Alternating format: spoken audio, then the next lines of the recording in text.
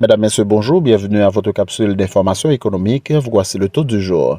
Le taux de référence de la BRH pour la journée du 3 janvier 2023 est de 145 goudes 37,00 pour 1 dollar. Le taux moyen d'acquisition pour la même journée est de 148 goudes 70,18 pour 1 dollar.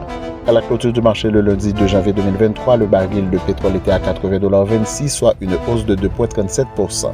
13,6 milliards de goudes, c'est le montant alloué au ministère des Affaires sociales et du Travail dans le budget initial 2022-2023, soit 11,6% de l'enveloppe globale, ce qui fait du MAST le ministère qui a bénéficié le plus de crédits pour l'exercice fiscal en cours. Par rapport au dernier budget, l'allocation de ce ministère était de 4,8 milliards de goudes. Le ministère de l'Éducation nationale et de la formation professionnelle, deuxième institution derrière le MAST à avoir atteint la barre des 30 milliards de goudes, devrait recevoir 11,2% des crédits budgétaires selon les prévisions.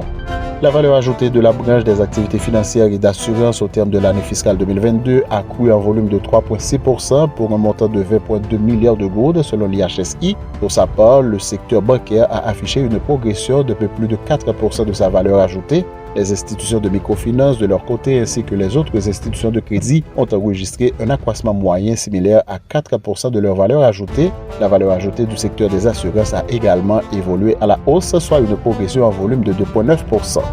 La directrice générale du FMI, Kristalina Georgieva, prévoit une année 2023 plus difficile pour l'économie mondiale sur fond de ralentissement des principaux moteurs de la croissance mondiale.